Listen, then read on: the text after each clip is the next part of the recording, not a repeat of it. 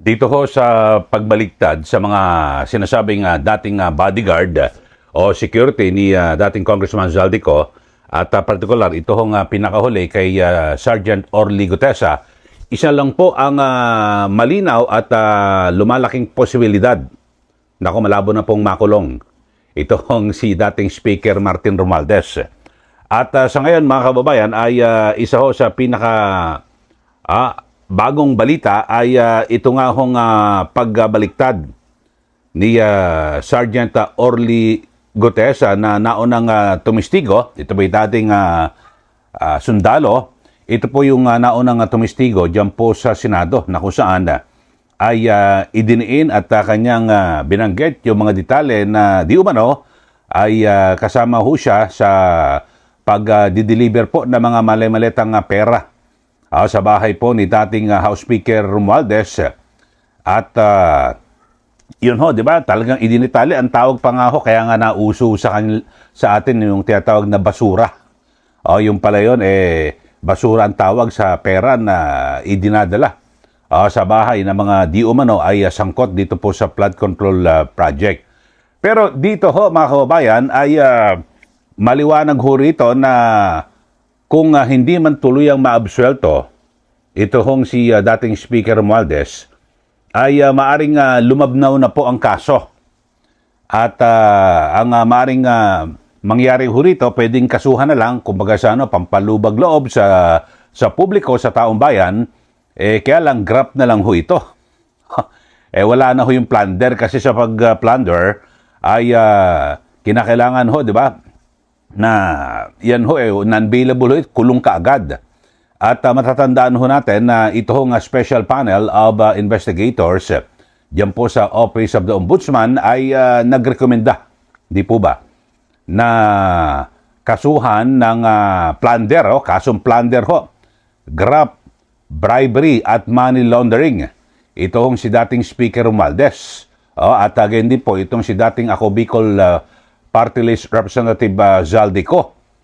At ang nasabing kaso na yan ay nagmula dito po sa di umano'y 56 billion pesos na kickback scheme na ikinokonekta po ito sa multi-billion peso flood control infrastructure projects sa pagitan po mula taong 2022 hanggang 2025. At dito nga ho, base po sa aligasyon at itong si Romualdez at ko ay mga akusado dito na di umano'y sabwatan para magkamal po ng ill-gotten wealth sa pamamagitan po ng pagmamanipula dito po sa national budget at para po sa mga fictitious or anomalous flood control projects. Yun ho So yan po ang ilan sa mga detalye. At ang pagkatapos po niyan na magrekomenda ang Special Panel of Investigators ng Ombudsman, yan po ay nasa stage na po ngayon, yung pinaka-estado niyan ay nasa ilalim na po ng preliminary investigation. At na kung saan ay di ba naglabas na po ng ng kautusan ang Ombudsman kay Romualdez at yung mga correspondents na magsumite po ng kanilang mga counter affidavits.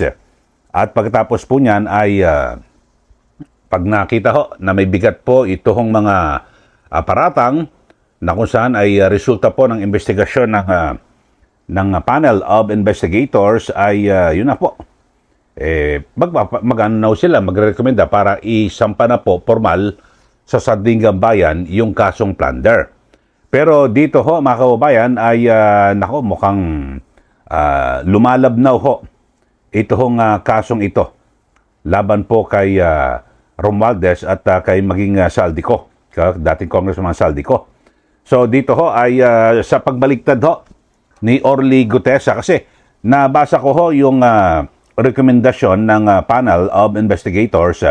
Isa po dito sa kanilang binigyang pansin yung sinasabing pagdi-deliver ng pera. At pinagbasihan din po rito yung dito halimbawa katulad kay Orly Gutesa, mga kababayan.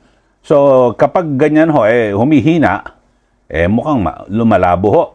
At ako, sa aking tansya ho rito, pananaw, ay pwedeng kakasuhan pa rin kasi masyadong mahalata at baka magalit po ang publiko, taong bayan, kapag binaliwala na po itong kasong ito dahil sasabihin ako, hindi, bumaliktad na si Gutesa. Pero ang mangyayari ho dyan ay kakasuhan pa rin. Sabihin sa GRAP. Kaya lang, bailable na po yung kaso. So, ibig sabihin, ay hindi na po makukulong itong si Romualdez. At base po sa pahayag, pinakahuling pahayag nitong si former Marine at yung surprise witness na si Orly Gutesa, ay sabi po niya na sa kanyang sinumpaang salaysay na may petsang August 13, na ito pong sina Senator Dante Marcoleta, dating anak kalusugan Representative Mike Defensor, ang sila raw po ang nagmaniobra para siya po ay sumipot, dumalo noong September 25, 2025 sa Senate hearing na kung saan ay di umano siya po ay pinangakuan ng pera at scholarship para po sa kanyang mga anak, kapalit ho ng kanyang pagbabasa ng ng preparadong affidavit. At sabi po ni Gutesa ay parang nadala raw po siya sa matatamis na salitang pangako ni na dating Congressman Defensor at Senator Marcoleta. Yun po ang kanyang binabanggit. Tapos ay sabi niya, hindi na rin daw siya kinontak ng opisina ni Senator Marcoleta matapos yung kanyang testimonya. At hindi na rin daw siya kinontak ni dating Congressman Mike Defensor, kaya doon na lang natansya na ginamit lang daw talaga siya sapagkat huli na ang lahat ng pangyari at pinagsisisihan daw po ito ni Orly Gutesa. Pero kung inyo pong matatandaan na, di ba, hinahanap nga ho siya noon Di ba, bigla ho siyang nawala. At sabi niya, hindi na raw siya kinontak. Parang napaka-imposible ho, mga kababayan, Pero dito, ay yung mga kasamahan ni Orly Gutesa ay may mga pahayag at ako napanood ko itong video ni Orly Gutesa at kapansin-pansin na meron po siyang binabasa, binabasa yung kanyang affidavit. Alam niyo, kasi kumbaga sa hindi mo naman kinakailangan na na basahin pa yung iyong affidavit dahil sa sasabihin mo lang na nag-retract ka o nag-recant or bumabaliktad ka sa mga nauna mong sinabi at pinakita yung yung pagpirma ng abogado na kung saan sabi kalmado raw sino ba Attorney Kalimag, kalmado raw itong si Gutesa. Pero kung ewan ko lang kasi base po sa mga tingin at pag-oobserba ng ilan, ako nakita ko rin bakit parang may binabasa na script, na affidavit. So sabi nga ng isa po dito, kabilang po sa Brave 14, kasi 14 na lang po yung mga dating sundalo, itong si Walter Manalansan, sabi niya, itong si Gutesa, parang halata raw na scripted. Ang sinasabi ni Gutesa, at kasi kung nagsasabi raw po ng totoo, bakit kailangan pambasahin yung sasabihin? Kasi makikita nyo sa video footage, dito sa ibinigay sa media, itong si Gutesa ay kitang-kita may binabasa, talagang kung ano yung kanyang affidavit. Alam nyo, sa mga ganyan, hindi naman kinakailangan Siguro kapag nasa hearing ka, di ba, halimbawa sa Senate Blue Ribbon Committee o kung saan man, ay para sakto na kung anong gusto mong sabihin, babasahin mo ang iyong affidavit, yung iyong sinumpaang salaysay, para wag kang malihis. Kasi, di ba, yung mga eksaktong word na gagamitin mo. Kasi mag-iingat ka na pwedeng yung pag nagkamali ka ng salita o mga bigkas o mga pwedeng magamit sa'yo Pero dito, sabihin mo lang na hindi totoo na yung mga pinagsasabi ko noong hearing diyan po sa Senado. Di ganun lang sabihin mo. At ito, meron akong affidavit at pinirmahan ko. Tapos na. Yun ho eh. Pero yun lang ho, mga kababayan. Ako, yun din ang obserbasyon ko.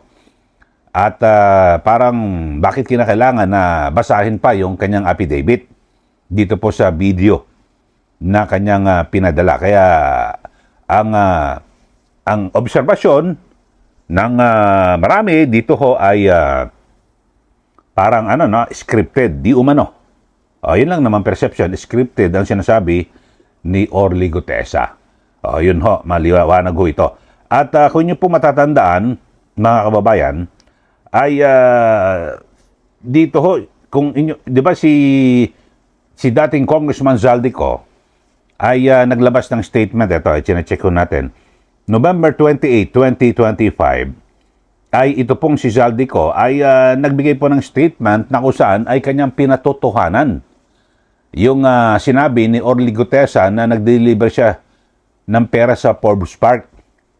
At nag-deliver din daw sa Malacanang. Di ba? Kung niyo po matatandaan, last year.